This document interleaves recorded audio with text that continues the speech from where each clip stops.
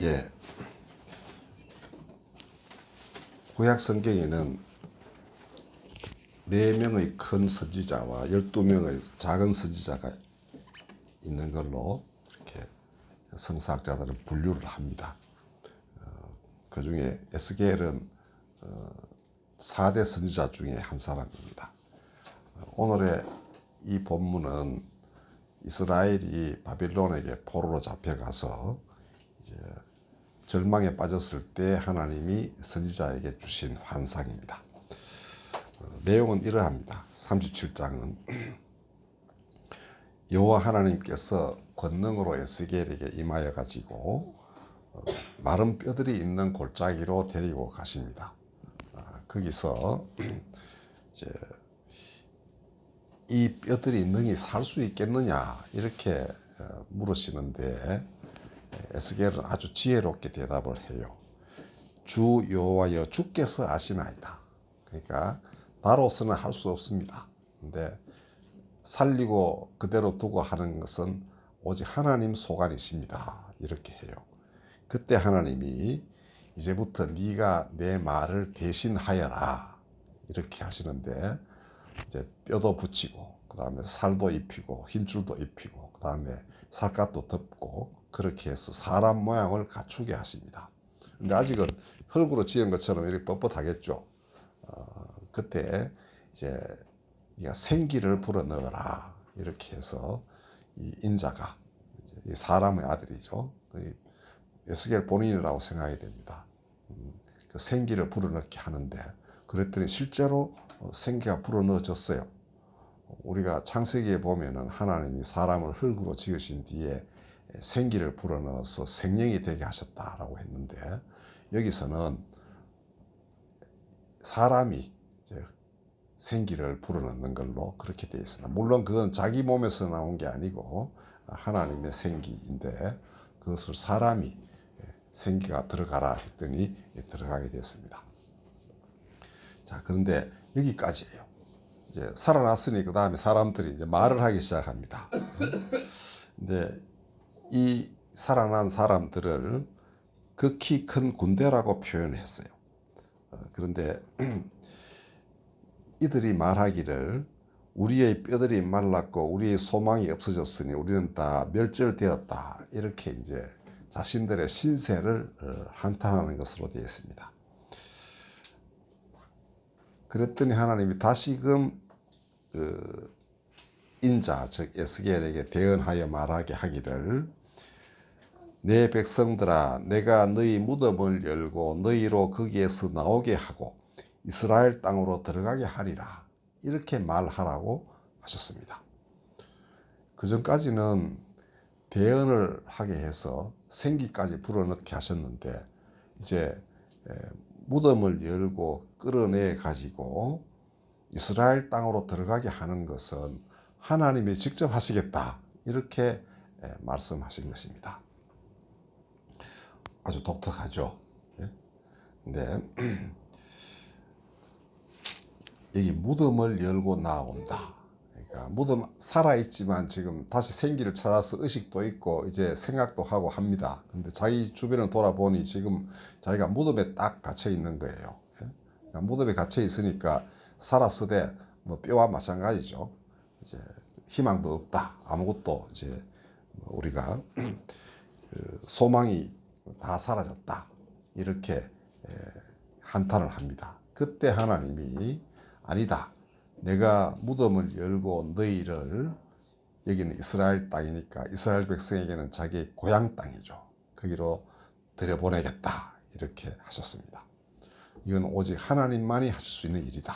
이 엄연히 좀 구분이 되어 있습니다. 대신에 그 하나님의 하시는 일을 사람이 전파하도록 그렇게 했어요. 자, 이제 오늘의 우리로 돌아와서 생각해 보면은 세상이 참 무덤 같다는 느낌이 들 때가 한두 번이 아니죠. 개인적인 삶에서도 마찬가지입니다. 제 주변에 아주 가까이도 이 무덤 속에 사는 것 같은 사람들이 있습니다. 보면 볼수록 저도 힘들고 그렇게 돼 있어요. 그러나 할 수 있는 일이 많이 없더라고요. 네, 결국은 기도밖에는 없습니다. 오직 성령께서 임하셔서 성령의 열매만 먹고 살게 해달라고 끊임없이 기도를 해요. 맨 마지막에는 결국은 이 모든 것을 타파하고 본인이 정말 자유와 평강 가운데 살게 되려면 하나님이 하셔야 되겠다. 그러니까 뭐 길을 여시겠다든지 혹은 많은 사람들과 교제를 한다든가 하는 것들은 다 제가 할 수 있는 영역이 아니더라고요. 그거는 모든 것을 아시는 하나님만이 의뢰인지를 하셔가지고 만나기도 하시고 마음도 새로 고쳐먹게 하시고 하는 거, 그 하나님 일이에요. 자, 개인도 이렇지만은 사회도 그렇죠. 뭐 일일이 우리 사회의 그 모습을 다 말씀드릴 필요는 하나도 없습니다. 예수님이 말세에 그 일어날 그 상황을 딱 한마디로 말씀하셨습니다. 불법이 성함으로 많은 사람의 사랑이 식어지리라. 근데 그 영문을 보면은 많은이라는 게 뭐 좀 많은 뭐 이런 정도 되겠지만 영어는 그 the love of most 이렇게 돼 있어요. 거의 대부분의 사람들의 사랑이 식어질 것이다. 근데 그게 왜 그러냐 하면은 불법이 성하기 때문이다라는 겁니다. 이거 굉장한 통찰이죠. 근데 늘 우리 일상생활에서 경험하는 바입니다. 조금 선의를 베풀었더니 돌아오는 게 영 딴 거였어요. 그럼 다시는 일 안 하죠. 제 친구 중에도 그런 친구가 옛날에 있었습니다. 우리 젊을 때 얘기죠. 다 결혼도 하기 전에. 이 친구도 의협심이 있는 친구여가지고 옛날에 다 그 통금 있을 때 얘기입니다. 자기도 통금이 임박해서 잡히면 아주 골치 아프거든요. 근데 여관을 찾아 들어가려 하는데 웬 할머니 하나가 겨울에 오도로도 떨고 있더랍니다.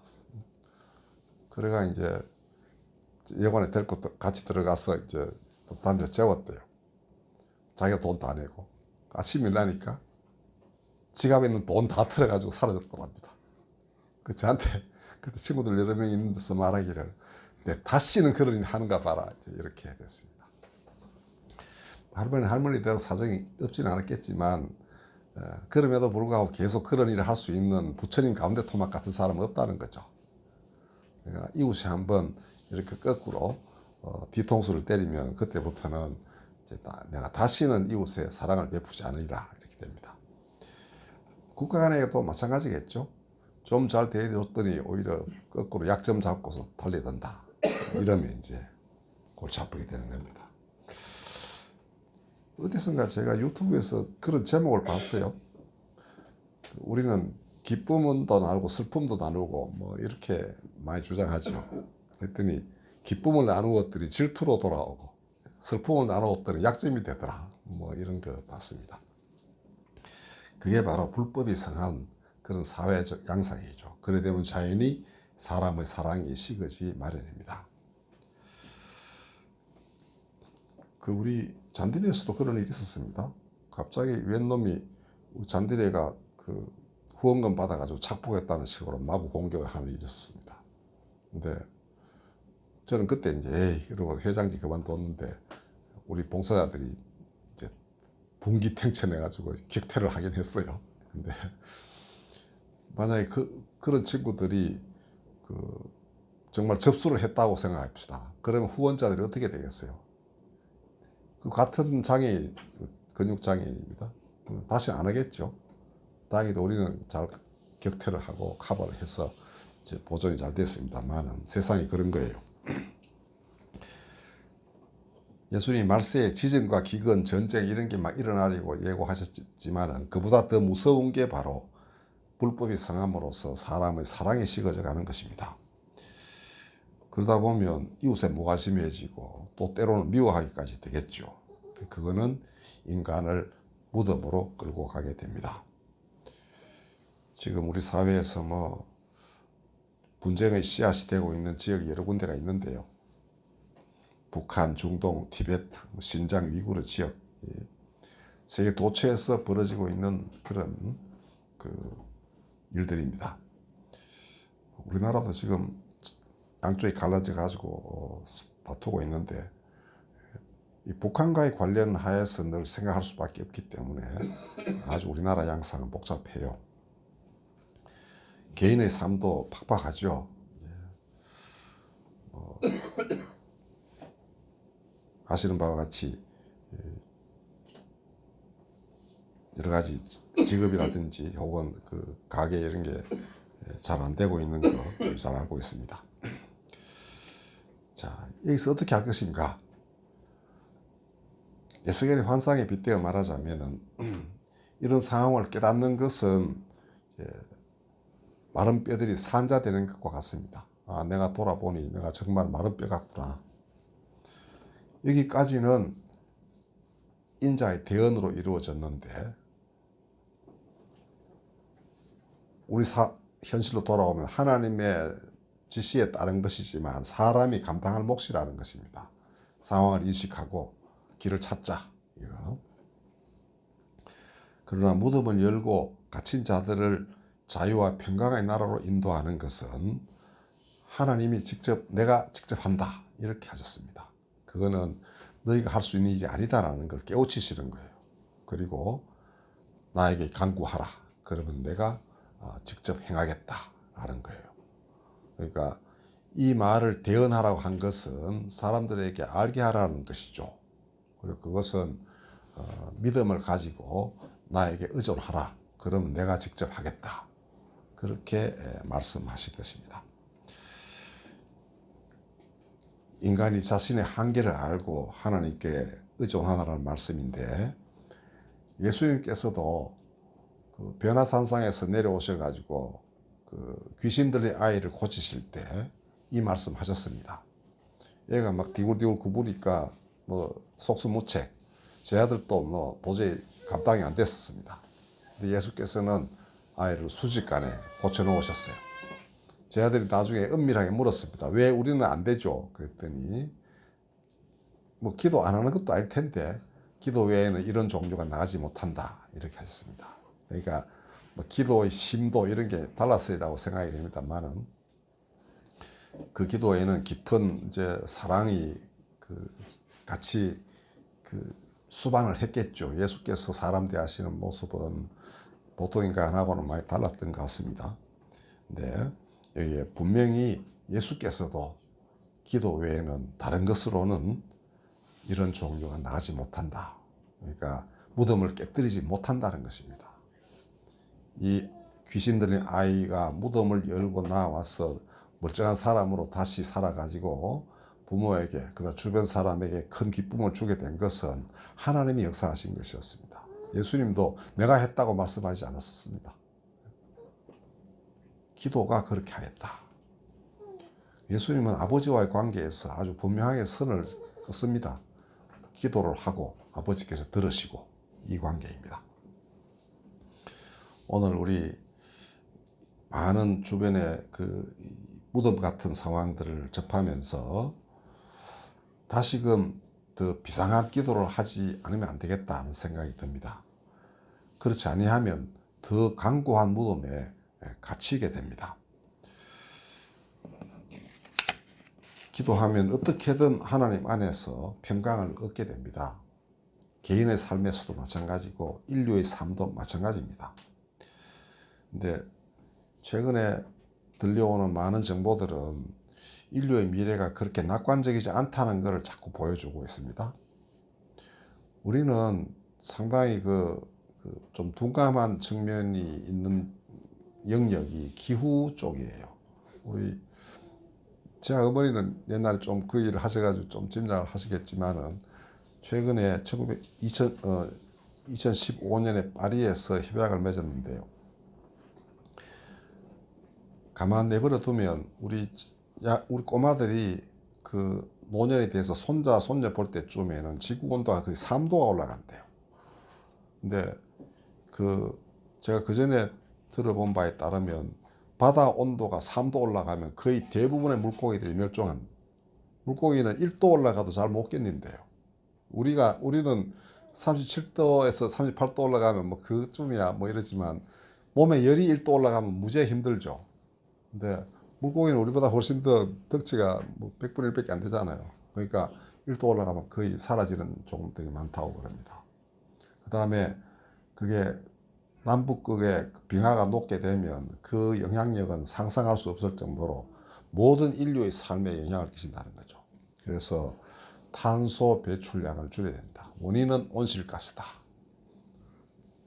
그 다음에 또 그 안에 재밌는 게 뭐냐 하면은 소고기 먹는 것도 이거 좀 문제가 많이 있습니다. 그러니까 메탄가스가 또 주범이랍니다.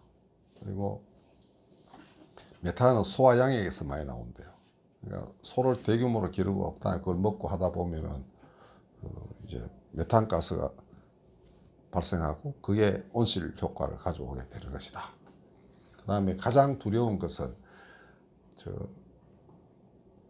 얼음 계층, 그 북극이나 남극의 얼음 계층 밑에 어마어마하게 잠재해 있는 메탄가스가 지구 기온이 올라가면서 얼음이 녹을 때 터져 나오는 거. 이거는 도무지 막을 도리가 없답니다. 그러면 지구가 이제 딱 그 가스로 가득 차고 들어온 태양열이 바깥으로 발산 안 되면서 계속 온도가 올라가게 되면 어마어마한 재앙이 닥쳐온다는 것입니다. 이거는 여러분들 모든 국가, 모든 종교, 모든 개인이 협력하지 않으면 안 되는 일입니다.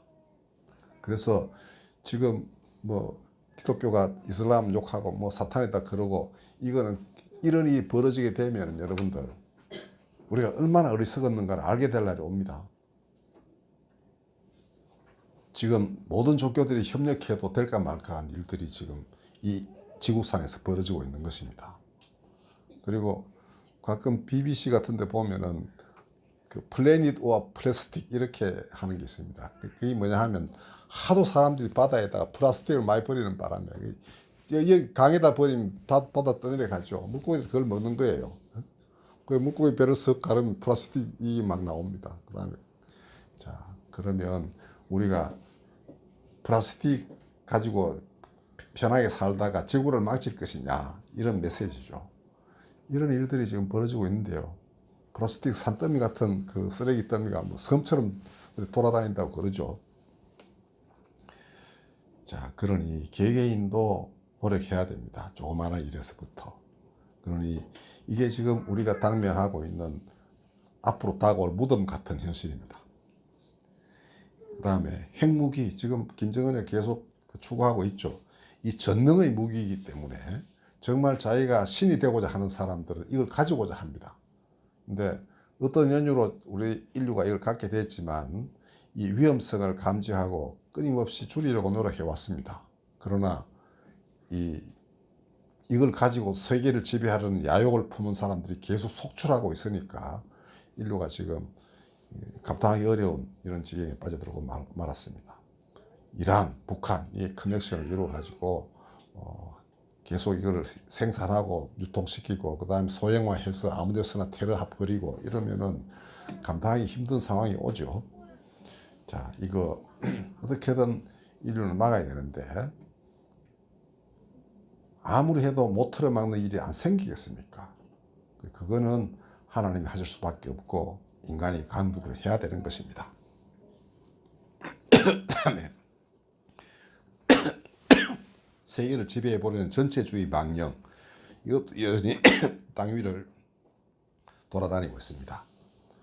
여러분들 아름다운 행성인 지구가 잘 보존되고 우리 자녀들, 손녀들이 이걸 아주 즐겁게 살아갈 수 있는 지구가 그대로 유지되게 하려 하고 그 다음에 세상이 만들어진 신들의 전대처가 되거나 수없는 사람들이 전체주의 지배자의 노예가 되는 일을 원치 않는다면 우리는 비상한 기도를 바쳐야만 됩니다.